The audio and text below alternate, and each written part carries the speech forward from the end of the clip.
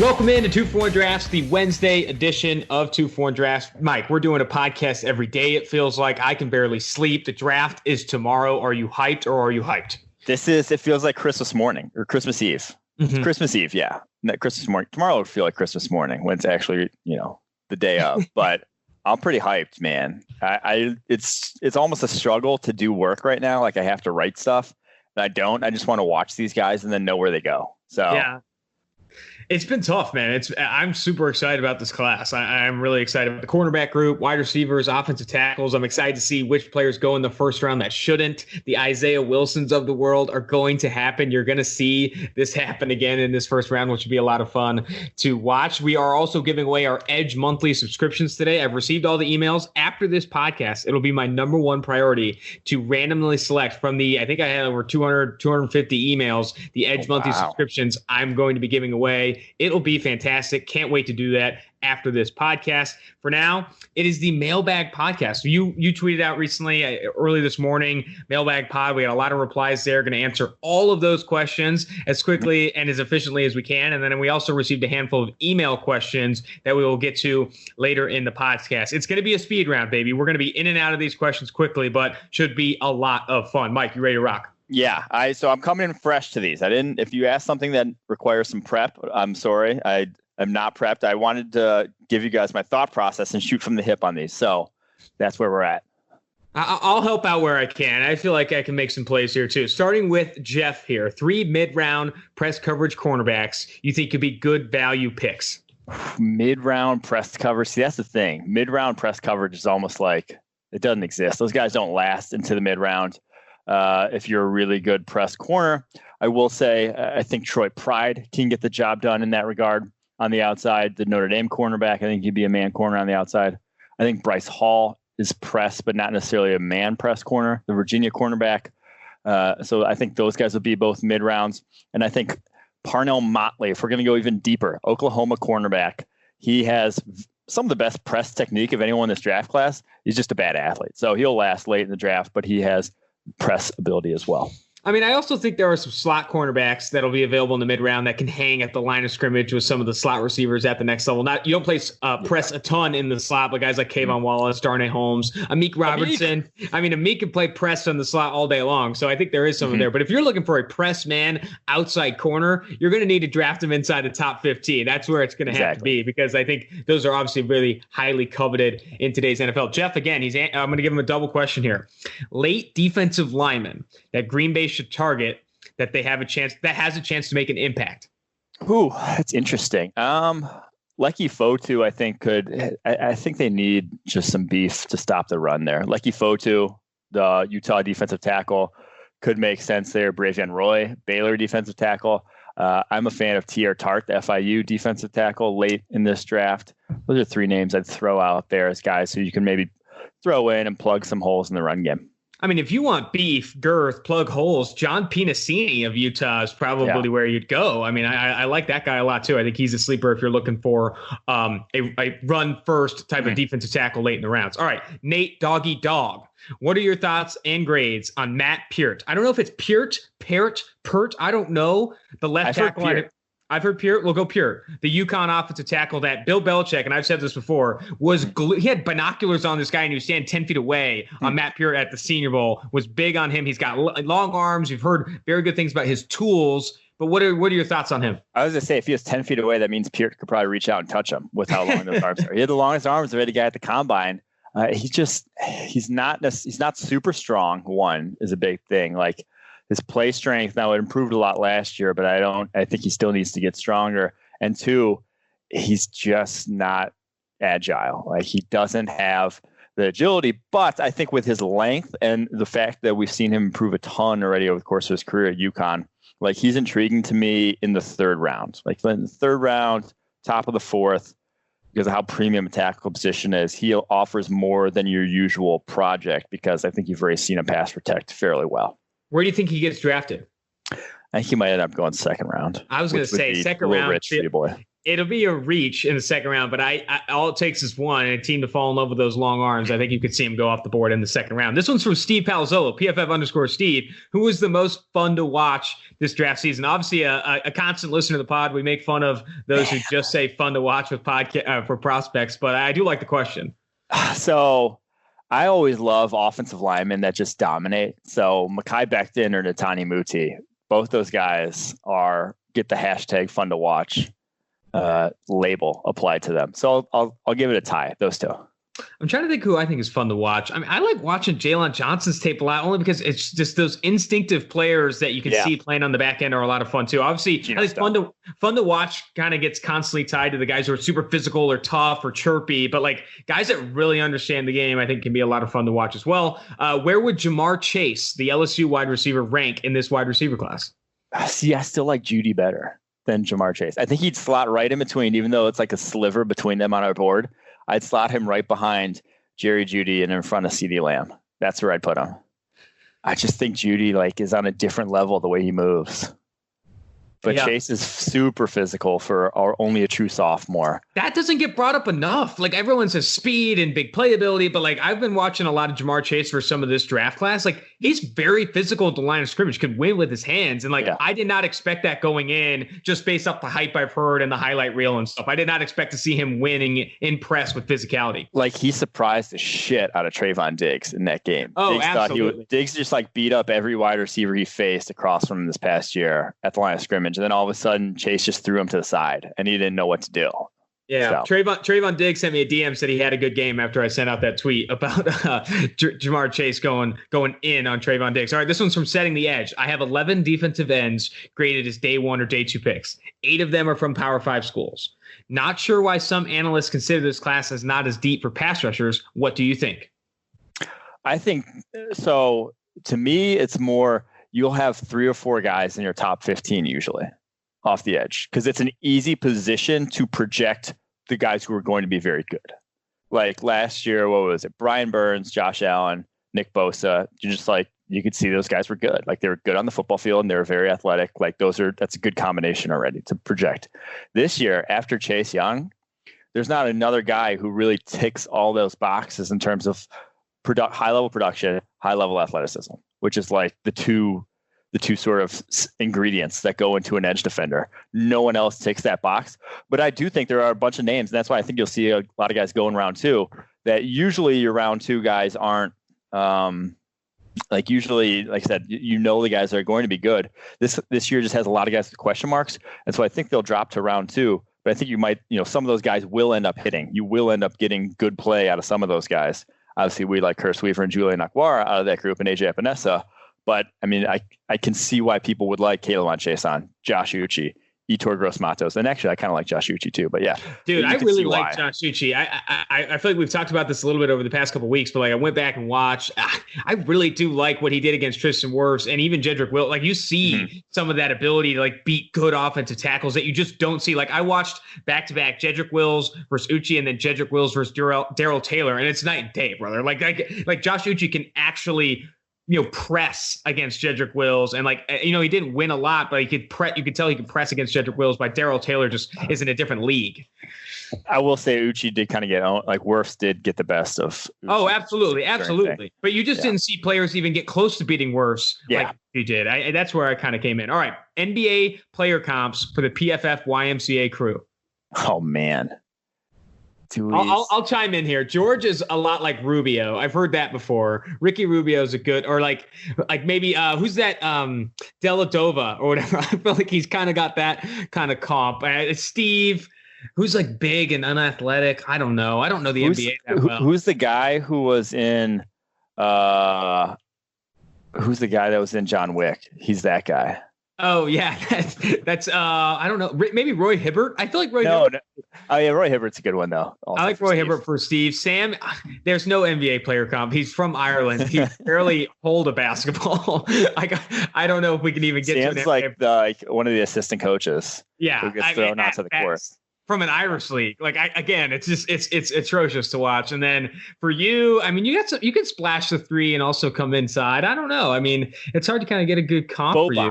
Boban Steve. Steve's Boban. Oh, yeah. Steve is Boban. There you go. And then for me, I don't know. I'm pretty terrible, too. Like, I don't know if there is a good NBA player comp. I could see, who knows? Anyway, let's move forward here. I can't think of all the player comps right now. We were thinking NFL draft comps. Yeah, exactly. All right. Bruce Wayne here. Do you see Isaiah Simmons falling to Arizona?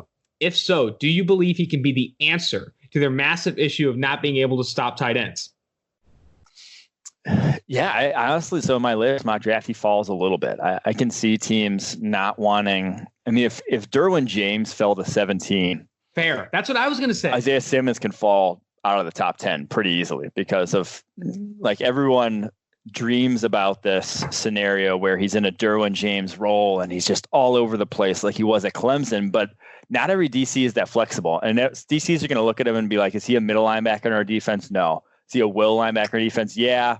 But we've never seen him play will linebacker in his life, really, and he didn't at Clemson. So, and Derwin James was a better prospect. Like Derwin James was a better prospect and fell to 17. I would not be surprised if you started to see Isaiah Simmons slip a little bit because people aren't, there are going to be defense coordinators, like you said, that don't know where they're going to play him. All right, Bertil Hansen. I think he could. I mean, I think he would work for Arizona. I doubt they would draft him. That was what I'll say.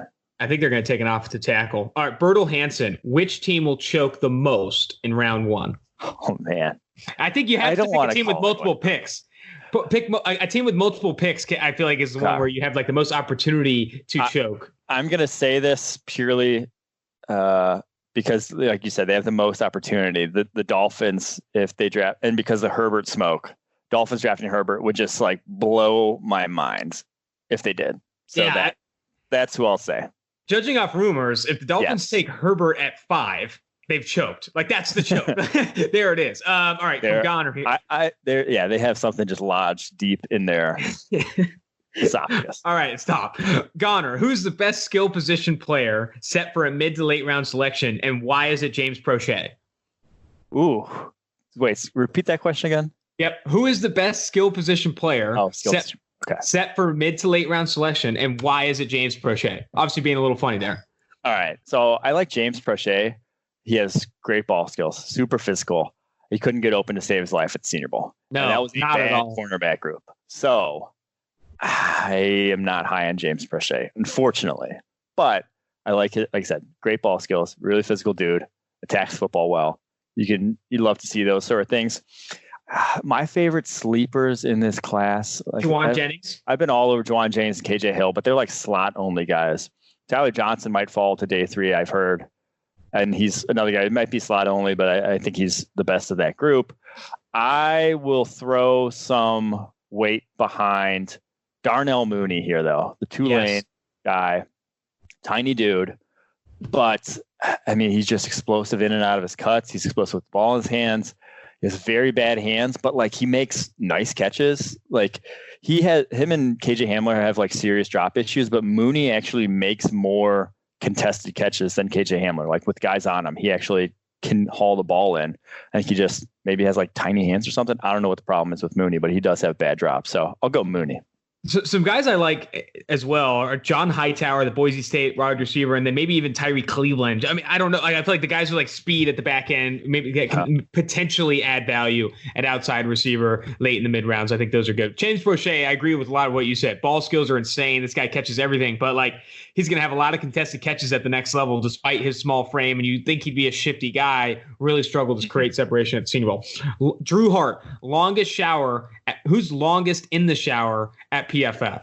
I think they mean taking the longest shower, not like longest in the shower. I hope that.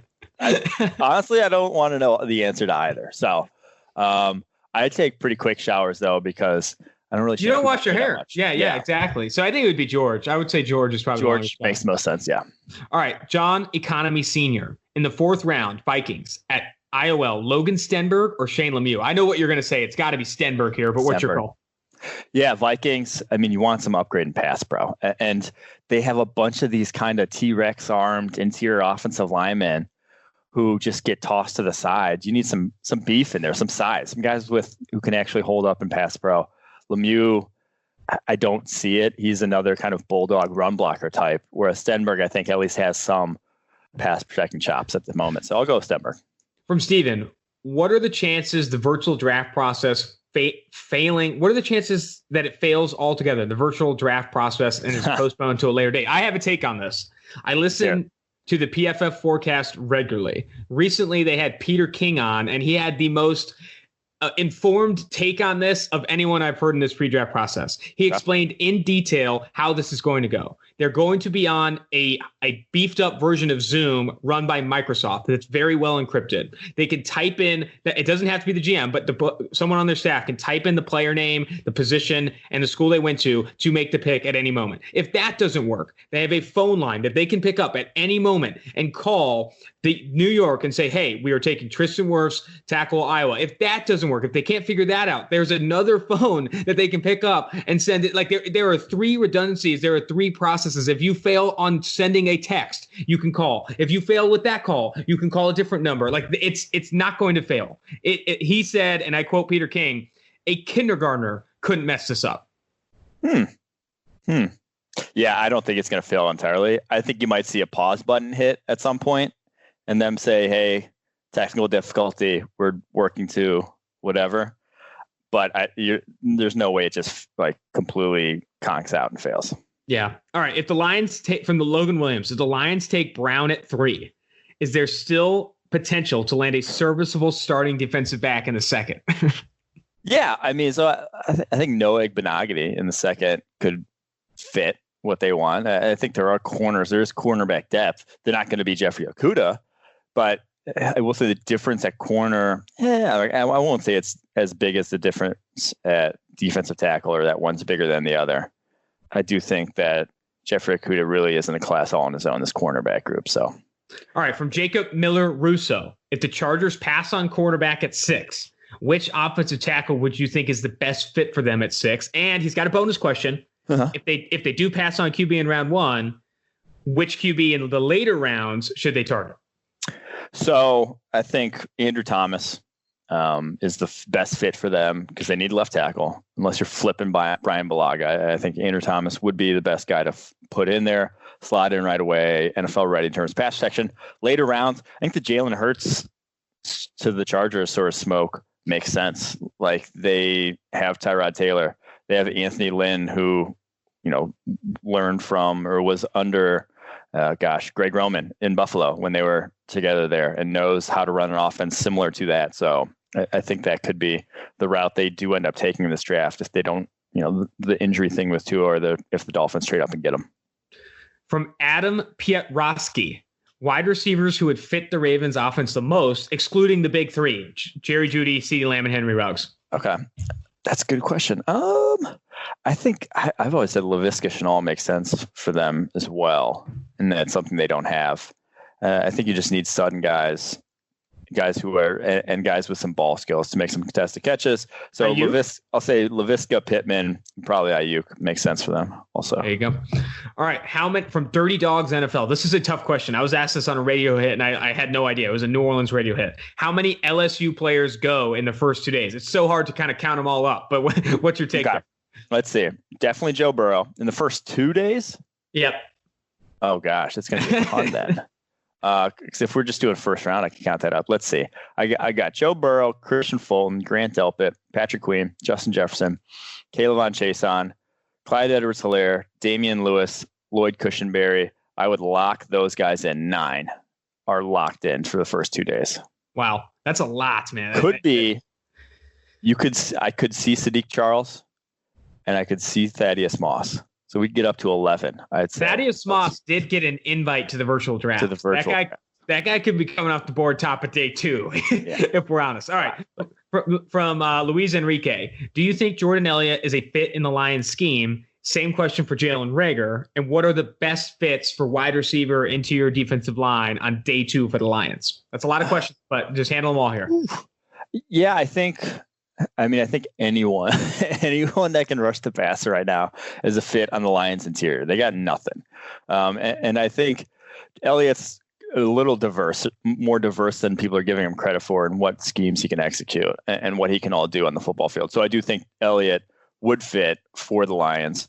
Jalen Reagor, I like vertical slot. I'm not exactly sure how they utilized their slot receivers last year.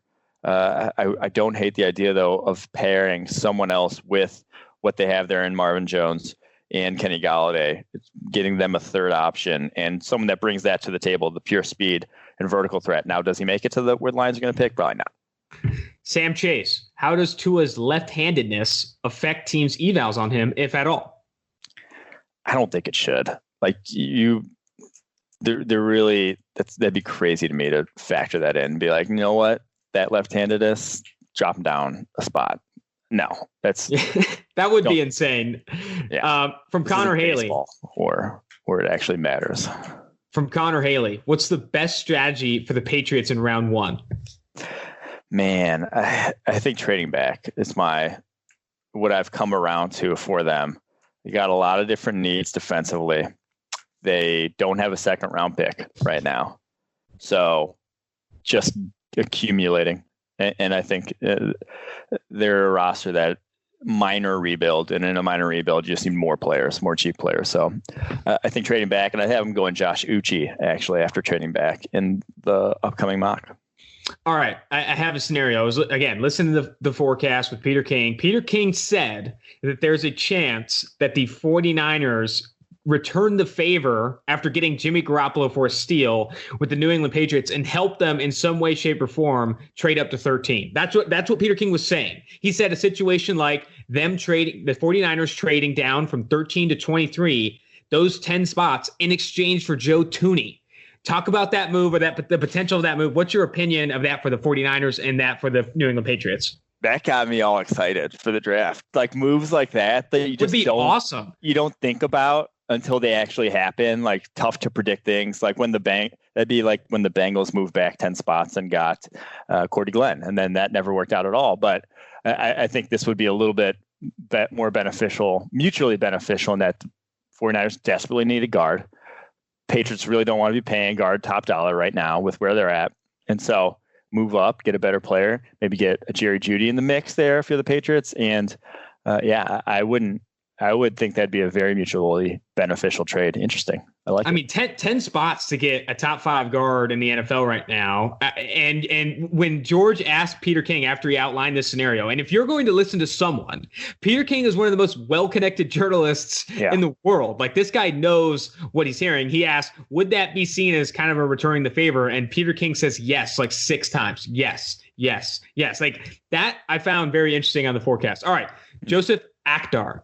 Realistic value for possible trades during the draft. Evan Ingram. I think this is a good opportunity to talk on this. Evan Ingram, Trent Williams, Leonard Fournette, Anthony Harris, Jamal Adams ? And then I'll even throw Joe Thuney and Chris Jones in there as well. I mean, it's a good opportunity to talk about these guys. Okay, so first one was just go one by one here. Evan Ingram, I'd say third round. Trent Williams, I'd say early second. Leonard Fournette. No, it's just no. Like we talked about this off air, but when we were preparing for the draft show, like, would you want to trade for Leonard Fournette? Like, would you want to put your offense in a position to give Fournette 15 carries a game? I would say no, like 10 times out of 10. It would have to be like the Brock Osweiler trade where we'll give you Brock Osweiler and we'll also give you a draft pick and just get him away from us. Honestly, that's where I sit with Anthony Harris, the Minnesota safety. Anthony Harris, I'll say a second.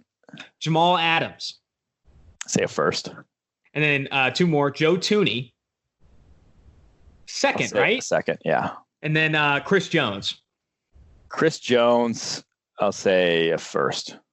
I mean, that's I would love to see mid first for Adams, back end of the first for Jones. With all this projected doom and gloom about Zoom making things so difficult for this NFL teams, I would love to see a record number of player trades. Just because that would just rock everybody's world with Fournette, Trent Williams, Evan, all these guys going when everyone thought it'd be more difficult, but actually you see a significant. And I love the idea of using players to move up in the draft, not even get picks in exchange, but just literally swap picks and move up. I think that's a very interesting concept. All right, Scott Eric Jonas. How come we don't have more draft boards leaked from the past decades? I don't know. That's interesting. I think they keep those under lock and key, right? I mean, teams don't let their draft boards go out, and I feel like sources would be obvious. I don't know. I haven't thought about that question a lot. Yeah, I mean, if you burn a draft board, though, you're the guy that burns draft board. It is really kind of a tight knit thing. And if you're a pariah and someone figures out you're like a snitch, you're out. Like that's how you get out of the boys club. So I'm not surprised that we don't see more of that. All right, this is from Edna Beast Mode. In the draft guide, you have edge as one of the top needs for the Seahawks. Their draft capital history is higher on edge than any other position.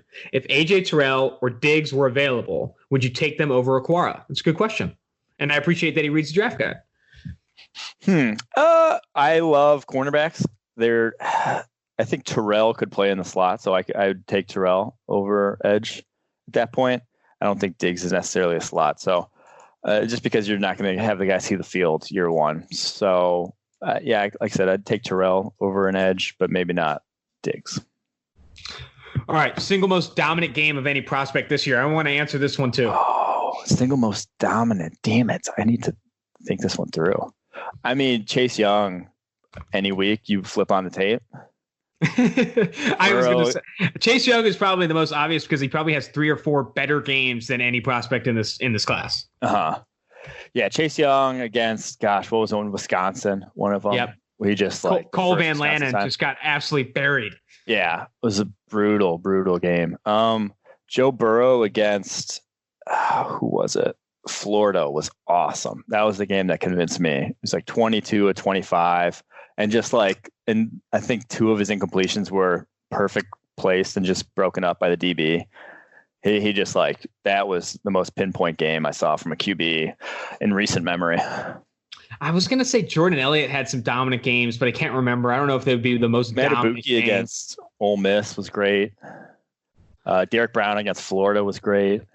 Man, there have been some fun matchups for sure. I feel like I look at dominant, my favorite games are usually good Pittman, back and forths. Oh, yes, that's a good one. I'll go with that one. Michael Pittman just pooped on Utah. And we talked about that game specifically. He said, I don't know why they didn't have Jalen Johnson come cover me because I was just wrecking kids. I don't know why Jalen Johnson didn't cover me either. Weird. All right. Dennis Cordzin Lacour. He says, most weird quarterback prospect, Jordan Love or Anthony Gordon? Most weird? Dude, Jordan Love to me is it's just such a crazy prospect that a guy could have almost as many picks as TDs in this day and age. And we're talking about someone maybe in the top 10 drafting him. It's just, this is it's blowing my mind, Yeah. That's where we're at in quarterback evaluations. It takes is one Patrick Mahomes comparison for people to get excited. and that's where we're at right now. All right, Adam Ellis. I don't know the answer to this one. Does anyone at PFF have tinted windows on their car? That's I don't know why that question would come in. I ride a bike to work. I don't have a car. I don't think anyone has tinted windows. All right, Harry. Maybe if anyone. Oh yeah, true. Where's the farthest you guys think Tua will realistically slip? Farthest we think he realistically slip. I mean, I could see him go into the 20s. I could really see him going into the 20s if a lot of teams are just the injury came back bad or whatever. The medical is not something we want to take a chance on. So I think the 20s. I don't think he drops out of the first round though. Dude, 20s if he drops out of the first round, absolutely he absurd. doesn't get drafted. Yeah. 20s would be so crazy to me. All right. Jared Lenahan, 2 questions. Who's the hardest player to evaluate throughout this process and why? And then more personally, if the Panthers trade back from 7, rumors are true, what do you think the ideal trade scenario is for them? Trade partner, compensation, who do they pick? Let's start with the hardest player to evaluate. Okay. Hardest player to evaluate. Some guys I've gone back and forth on. Denzel Mims. His tape doesn't match the Senior Bowl or the Combine. That one just blows my mind. I don't know what to do with him. Henry Ruggs, similarly, where it's just there's no production, there's no deep ball, there's such little production down the football field, which is what you're paying for. Usually when you pay for speed is guys that can get open deep. We haven't seen that from him. So 4.27 speed, we don't know what that's going to look like when he's in a role like that in the NFL. So Henry Ruggs, Denzel Mims at wide receiver, and I think AJ Epinesa on the edge at Iowa, just so unathletic. That level of athlete being that good is scary. I don't know what that's going to look like once he faces NFL level athletes along the offensive line.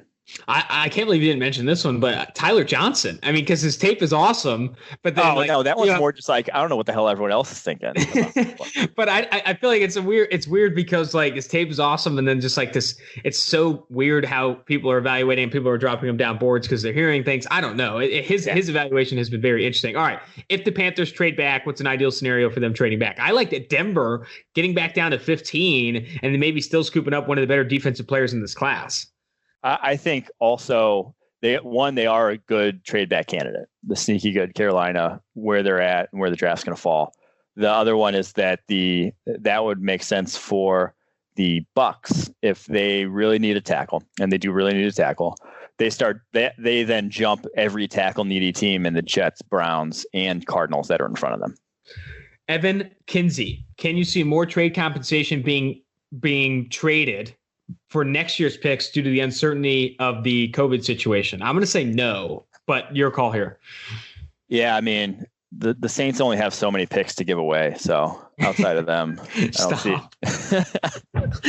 Oh, man. All right, let's move forward here. The horror mailman. You mentioned previously that Tua consistently went to his first read, and that was concerning in his development. Would that explain why Henry Ruggs wasn't targeted more? I think that's a good question, and I think that does answer part of it, because Henry Ruggs wasn't. I mean, there was so often that Judy or Devontae Smith was kind of first in the progression that maybe Henry Ruggs going deeper down the football field, maybe that's why he wasn't targeted more. I don't hate that question, Mike.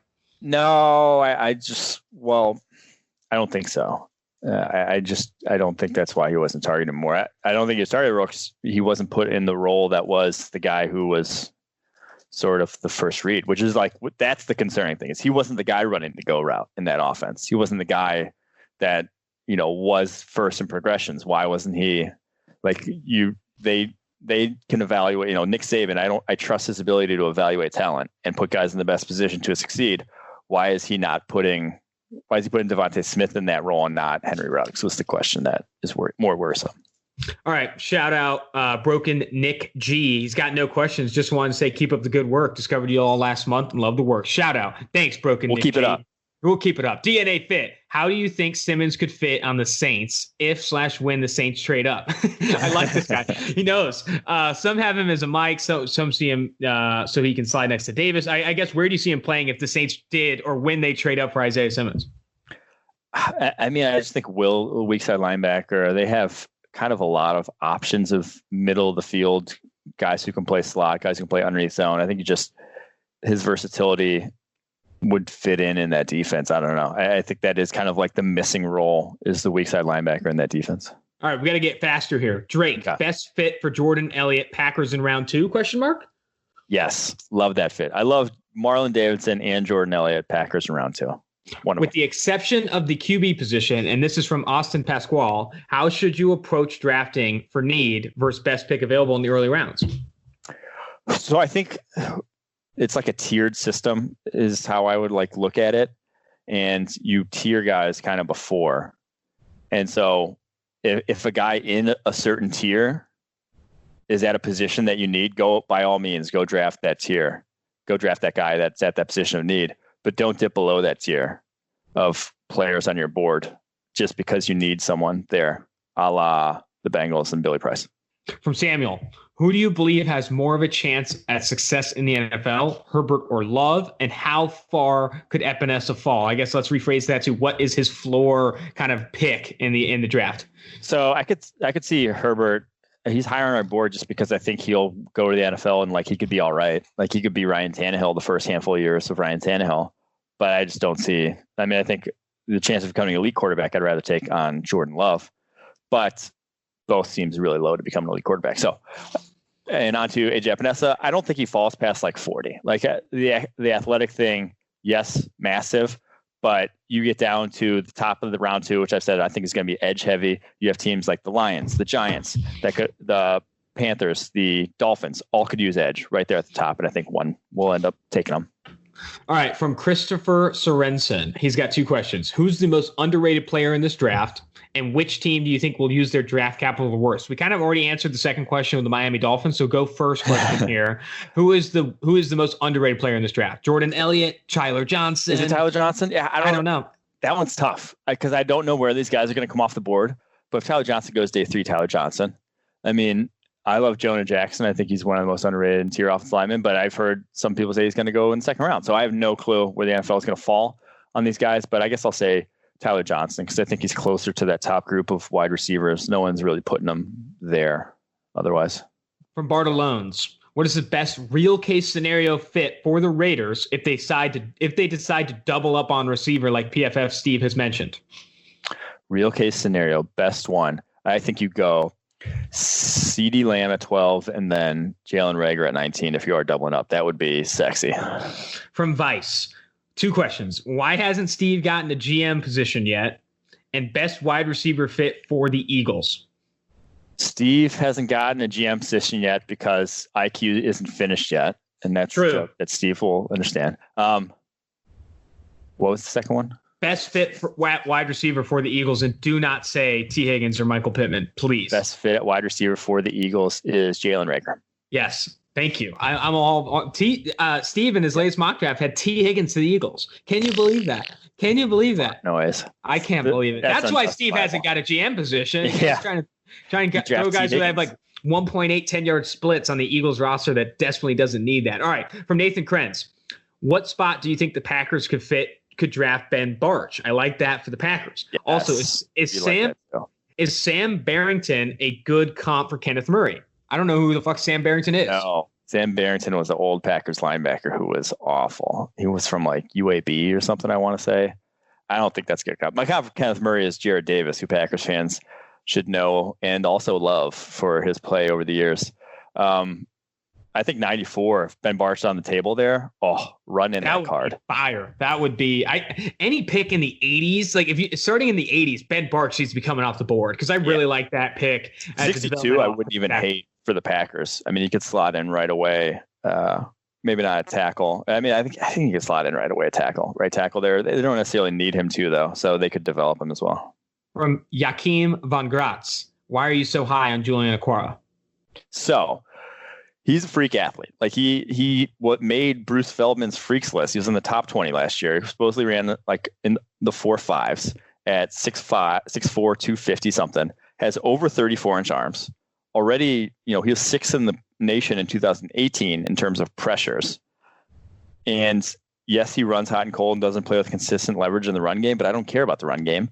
I want pass rushers. He has all the tools to succeed as a pass rusher and has shown the ability to do so already at the college level. So, David Taylor, does Grant Delpit project better as a box safety or deep safety? Definitely deep safety. Deep, yeah. I mean, you just don't want him around and tackling at the moment. I think he can develop into a better tackler, get a little stronger. But yeah, right now, just a slot deep kind of role for him is best. I tried to go back and watch Grant Delpit's tape, and I said I'm going to go into this with rose-colored glasses about the tackling. See if I oh man, that was a tough angle, and you still can't do it. Like the tackling is just bad. See, I like to turn off his tape once the ball is caught. Or goes down. That's it. There you go. Play is over. All right, Thomas Daly, best wide receiver fit, obviously in the second round for the Los Angeles Rams. Best wide receiver fit for the Rams in the second round. KJ Hamler would be fun. Yes. Now they need juice, man. They need juice. You got a 4.5 guy in Robert Woods. You got a 4.6 guy in Cooper Kupp. Could use a 4.4 guy at that point. So him, maybe Brandon Ayuk would be fun too in that offense. Those two guys. From Mike_NYY, is Isaiah Simmons a lock for the gold jacket like that half of Giants fans seem to think, or could there be some issues transitioning to the NFL in your minds? I personally think you can't lock Isaiah Simmons. You can't be comfortable about Isaiah Simmons' projection to the point where you think he's going to be a Hall of Famer because, you said, the positionless player thing is hard. Is a hard transition. See, I think he has a high floor, which is at least a solid coverage linebacker in the NFL. I don't see his floor close to that of guys like Chase Young, Jeffrey Okudah, Jerry Jeudy in this class. Like those guys, I feel like their worst is going to be a very, very good football player. I think Isaiah Simmons could have a rocky transition to just a traditional linebacker role if that's all you have him doing. But he also does have ability that could be in the Hall of Fame someday.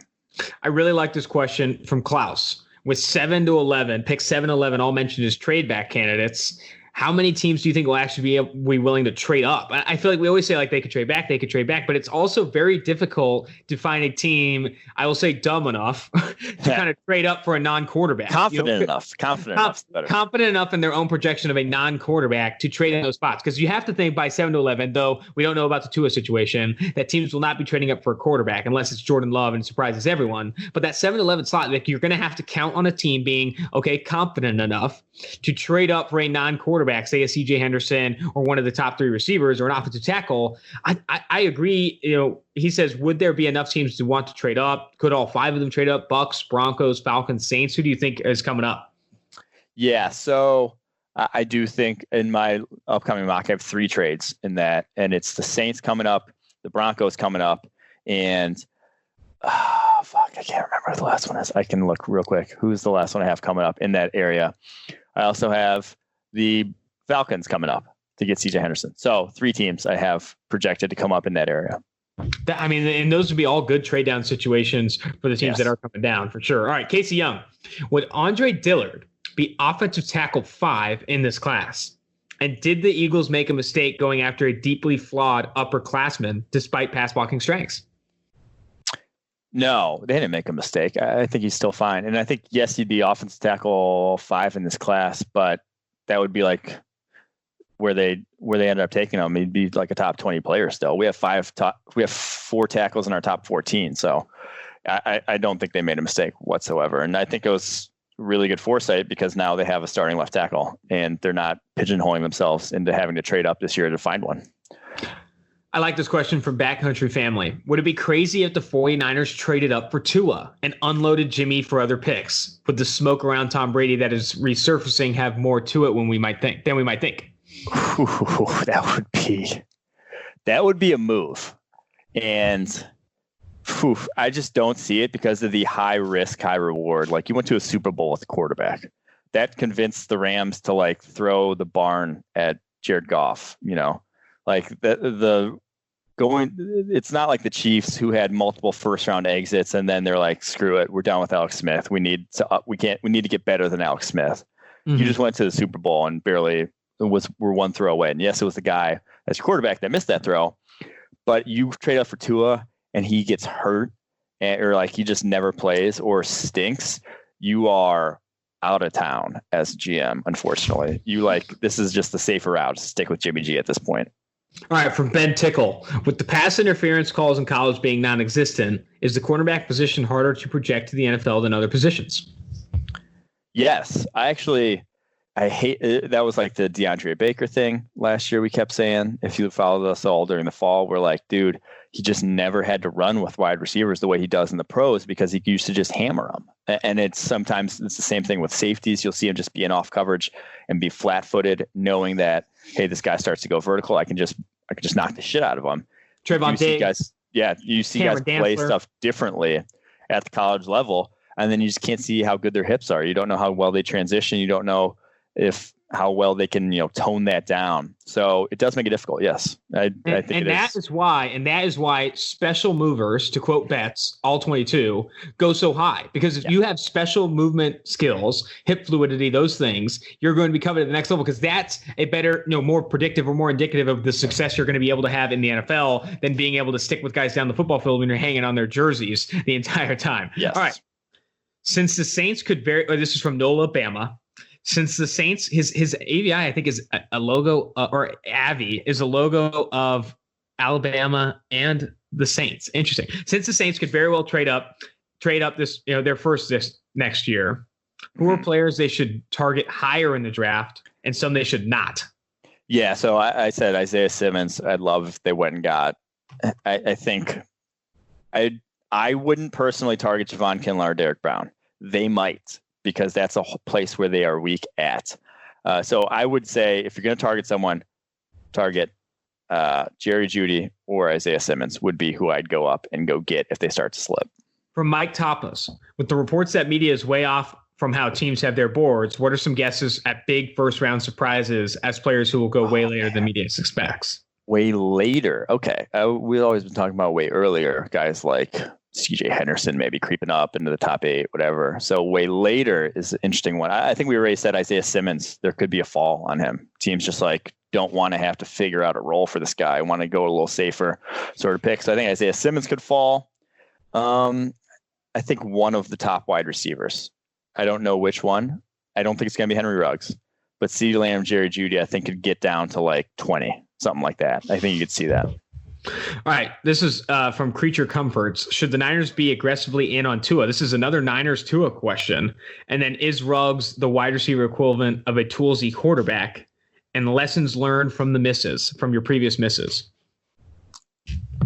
So the Tua thing, I think we already touched on. What was the second one there? Sorry. Is Ruggs the wide receiver equivalent of a toolsy quarterback? Yeah, I think that's a good comp or a good sort of parallel. I do think he is. Like, it should work. That doesn't mean it will work. It's like it should be able to come all together. That doesn't necessarily mean it will with Ruggs. But the dude has elite sort of physical capabilities, that's for sure. And then lessons learned. I think we try to outline those as much as we can, like during the fall on the pod. And we get a lot of positive feedback from that. We get a lot of positive feedback saying, hey, we're willing to talk about us being trash. It's like, I feel like not enough analysts. This is and I'm going off a little bit of a tangent here, but media draft analysts, not predictors, but evaluators like, us, the Draft Network, others that or Dane Brugler of The Athletic, Josh Norris of Roto-World, like guys that are trying to evaluate players for their talents, do not talk about enough how they're wrong. We are wrong all the time. And I think it's something that we do a good job of. And I think we need to continue to do a good job. It's just like, hey, like when you have definitive ass statements, like this player is just bad and all that stuff, like you're just like 9 times out of 10, like there's just a bigger range of outcomes than that. Like I hate definitive statements with the draft. Like this guy's going to be like outside of like, this guy's going to be fast at the next level. This guy's going to be very athletic at the next level. When you're like legit predicting definitive roles and stuff for players, like you get into this world of like, dude, you're going to be wrong 9 times out of 10. And, but go ahead and give me some lessons learned from this. So I think definitely speed at linebacker being important. Speed and explosiveness at linebacker being like the premium traits or things that translate to the NFL at that position. Speed at cornerback to a degree as well. It's just slower guys, you got to be perfect to be good at. Speed and length and size at cornerback being like a lot easier to get by when you're 6 foot with long arms and 4.4 speed. It just gives you such a leg up at that position.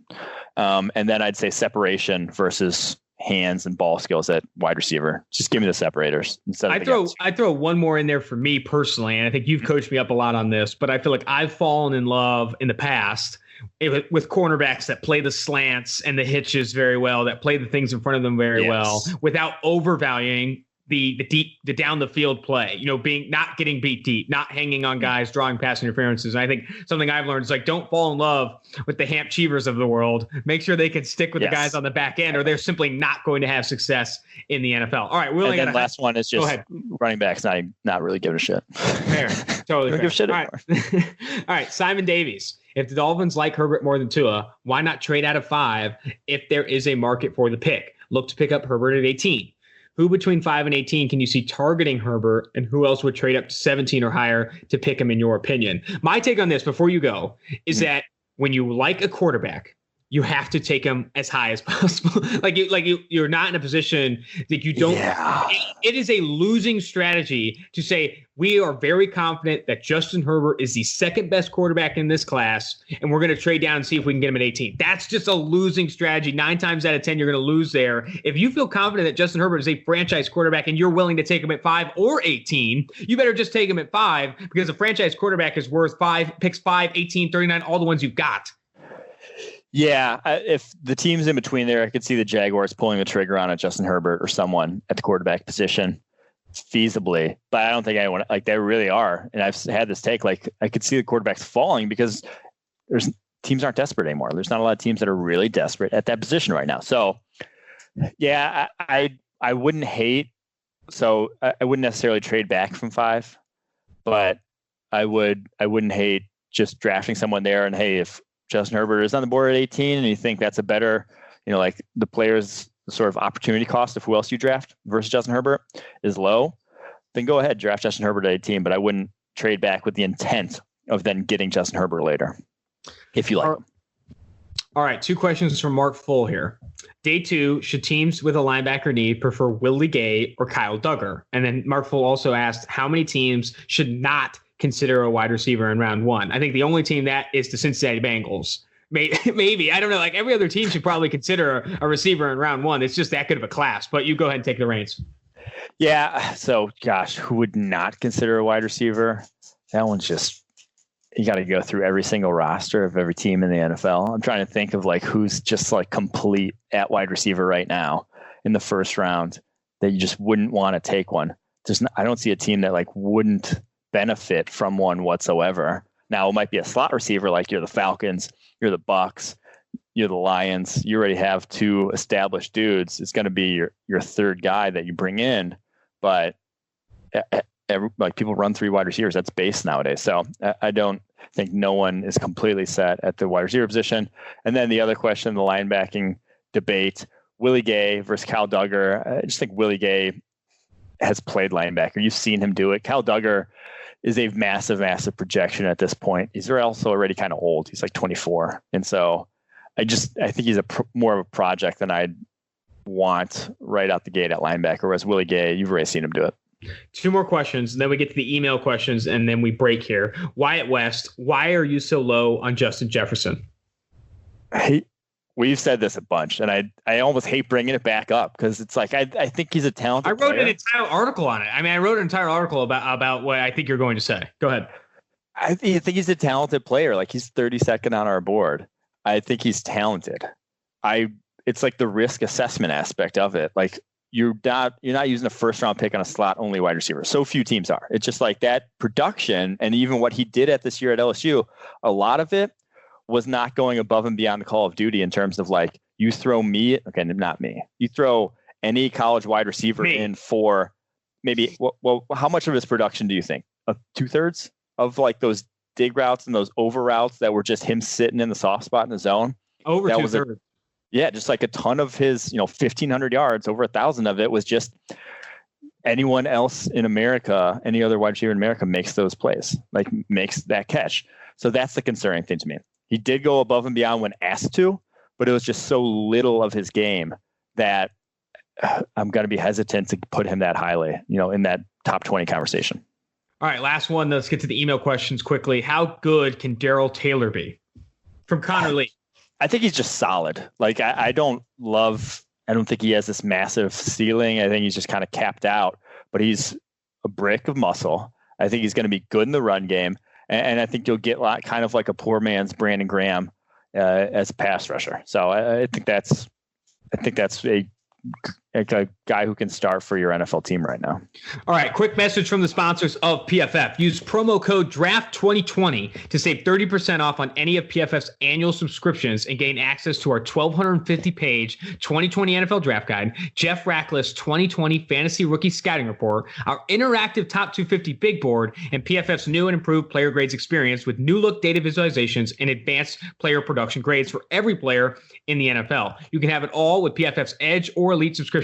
And remember, promo code DRAFT2020 saves you 30% off on any of PFF's annual subscriptions. All right, email questions. A little bit of a note here. In the future, we're just going to have you send out a tweet and we're going to read down the replies because the emails have been tough because I'm getting a ton of emails. It's a busy time right now, but I tried to get as many as I possibly could. Let's run through these. They're a bit longer too, and that's why I kind of like Twitter is a little bit better there because they kind of keep them under 160 characters, whatever it is. So starting with this. Would you pick a guy? This is from Martin, by the way. Would you pick a guy like Kenny Robinson Jr. at pick 90, where he's ranked on the PFF board, or would you wait longer, knowing that teams or assuming that teams won't be valuing him as high because he's coming from the XFL? It's a rare situation. So there's like 2 parts to this question. One is if the guy's pick 90 on your board or rated 90th on your board, at pick 90. The chances of all 89 guys ahead of him being drafted is like 0. So like some guy ahead of him will be on the board. So realistically, if he's 90th on your board, that means you're probably going to like pick 100 or so. You're going to feel confident drafting this guy. But I would pass on him also at probably pick 90 just because like, yes, that's where I'd value him, his talent wise, but I do think he's going to fall down boards because of the leaving college thing, because he played in the XFL. So I think you get him in the 4th round pretty easily in this class. This one coming from Ben. We heard all about how the late rounds of the draft were going to be more of a crapshoot since teams weren't able to do the pro days, deep scouting for the guys outside the the first 4 rounds. Does that mean the savvy GMs will be looking to trade late picks this year for late picks next year? If you can get a 4th in 2021 in the 2021 draft, which you've scouted more deeply for a 5th this year, wouldn't that be a smart move for just about any team? It's a complicated question, but I kind of like it. That's a smart move any year, though. It's like if you can push that draft capital sort of where it's a better pick, but in the future, and you don't have to, the sort of time value of money proposition. If you're not a team that's ready to win right now, that's not a, what's the word? That like doesn't apply to you, the time value of money then at that point, because you want the guy cheaper and the window you're going to win. So yeah, I do also think though, with not being able to do your homework on these guys, it will be the round 6, 7 will be way more of a crapshoot than normal. It'll basically be the same thing as UDFA is this year. Hey, from Josh, do you think the Redskins would take the Jaguars' number 9 pick and Ngakoue for the 2nd overall pick? Interesting question.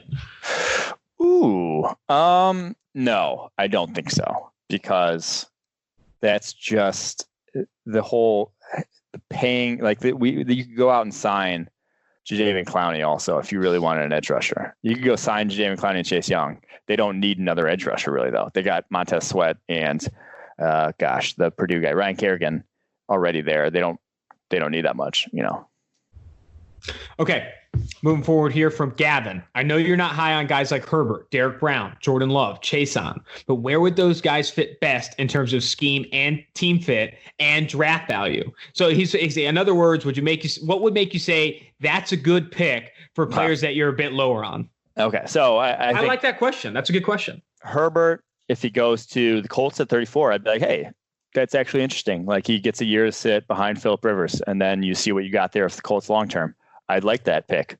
It's not going to happen. Derek Brown, if he fell all the way to the Saints, 24, and they draft him, I'd love that pick. If the Jaguars got him at 20 instead of 9, I'd be like, that's fine. That's where I'd take Patriots him. At 23. I'd like Patriots at 23 for Derek Brown. Jordan Love, again, like you're a team at the top of the 3rd round. You could use a quarterback. You're the Detroit Lions. Matt Stafford's getting old. He just got hurt. Bad injury.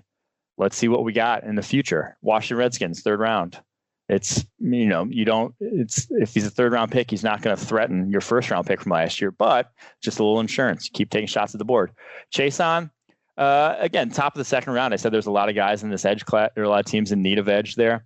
You are the Miami Dolphins. You don't need to win right now. The guy's not even 21 years old. He might not be great right away, but in 2 years, who knows? He might be. And that's kind of why we do this. But you're not worried about recruiting your draft value right now if you're the Miami Dolphins. So that's where I would take him.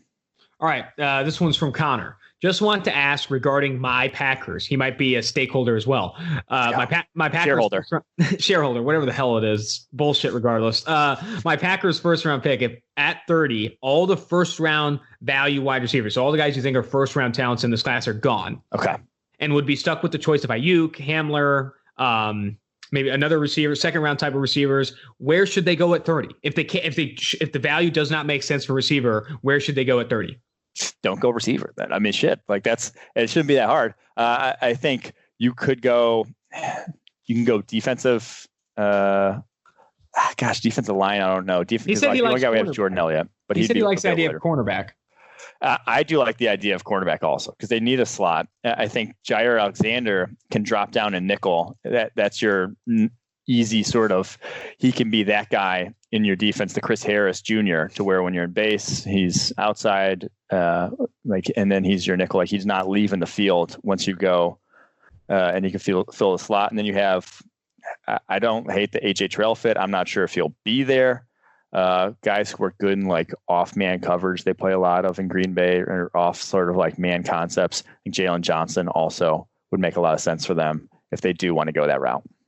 This was an interesting one from Luke. Do you like the idea of the Bengals trading down, maybe with the Dolphins, taking a tackle and a couple other players to support the quarterback? Run Finley out on the field this season, tank, and then take Trevor or Fields next year. I can't believe I have to say no. No. A bird in the hand is worth two in the bush, my friend. Yes. Because I feel, and Joe Burrow is not so much a bird in the hand as compared to Trevor Lawrence and Justin Fields, but I feel really confident about Joe Burrow's selection. You don't know where you're going to be picking next year. You don't know what's going to happen with this team. Like, you have the first overall pick.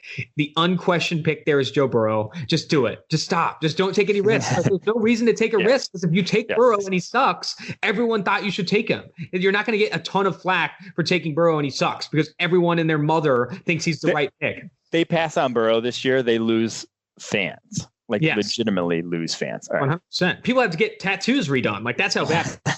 All right. If there are a few QBs, blue chips, and the tackles that we like, Thomas, Wirfs, Wills, taken before the Browns pick at 10, and Simmons is left on the board, should they take him and hope to find a guy at 41, trade for Trent Williams? Yeah. 100%. You don't just pigeonhole yourself into one spot. That's how you draft bad players. So yes, you take him. All right, and he had a second part in there. I kind of like this one too. Is it better to twist Andrew Berry's arm to trade back and go after an Austin Jackson, Ezra Cleveland? No. They're so far down our board. Isaiah Simmons is at 10, and you don't like any of the tackles available, stay put and draft Isaiah Simmons, because that dude's awesome. And I think Joe Schobert's gone. I really like that idea. All right, this is last question. Brandon's the last questioner, but he has 3 questions for us, and then we'll finish the pod. Out of all the prospects that you've interviewed so far, so I guess one's for me, from both the 2019 and 2020 draft classes, which prospect interview skills were you most impressed with? My favorite interview I've ever done. No, it's not Jerry Tillery. My favorite interview I've ever done, and I've been doing interviews probably since the 2016 draft, is Jonah Williams, the Cincinnati Bengals offensive tackle coming out of Alabama. The guy was awesome. Super smart player. He sent me his Excel that he was charting pass rush snaps in. We watched him tape. I mean, that guy was just awesome in terms of really understands game, had a chip on his shoulder because everyone was ripping him for having short arms. That guy was just a very, very impressive interview. I also think Denzel Mims was great on the mic. Julian Okwara was an impressive interview. Jalen Johnson, Ashton Davis. Also, that's why you were so against. Now I get it. I was like, why is he so against the Mims? And then it was the interview. I forgot. Okay. Stop. I do like the interview process. Had a good Senior Bowl, good combine. I don't need the flack right now, but I'm a huge fan of those guys.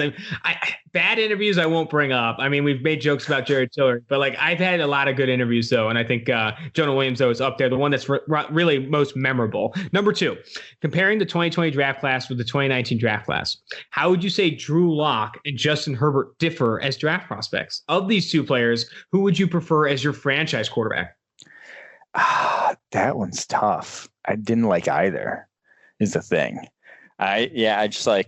So as prospects, I mean, they were different. Locke had a little bit more gunslingeriness to him, would give guys chances down the field. But then he was just all over the map. He was a lot more loose and free with his game, and then had really bad pocket presence. And then Herbert is just far more robotic and here to here to here, no touch on the ball. Not going to give this guy a chance to make a play. He has to be wide open for me to hit him, that sort of thing. So I don't think they're that similar as prospects. Other than that, I wasn't huge fans of either. All right, last one. I guess it's a fun one here. Does pineapple belong on pizza? You start. I'll give my take after. Yes. Same. Anything that tastes good on a pizza, fucking eat it.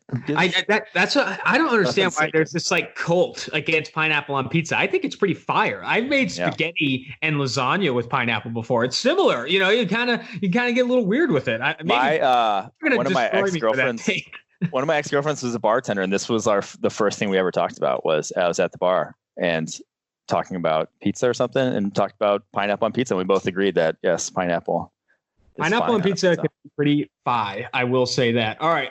That's going to do it for the mailbag pod. This was the first one we've done on the 2-for-1 Drafts podcast. I think it was a huge success. I had a lot of fun. They're definitely going to do this in the future, maybe after the draft. Yeah. Go from there. But you will not hear from us. You will not hear from Mike and myself until after the 2020 NFL draft. This is the last pre-draft podcast for the 2020 NFL draft. Mike, it has been a ton of fun. Any closing thoughts? Do you have any closing thoughts before the listeners don't hear us next till after the draft? Your teams are going to get better this weekend, so enjoy it. Your teams are also going to get worse. I'm going to be devil's advocate there. There's going to be some teams that get worse. I'm going to say that. Miami Dolphins unless you're the 2013 Browns and you draft, or 2014 Browns and you draft Johnny Manziel and Justin Gilbert. That's the only time that team got worse. Okay, I'll say this, and I pivot what I'll say. not all of the players your team picks are good. Can we just get on board with that? Yeah, I feel like every year, I remember the Raiders Twitter was on me when I said the Colt Miller, PJ Hall, and Brandon Parker picks were garbage. Where are we today? Where are we today? I like the Raiders fans or the team fans that come out in droves.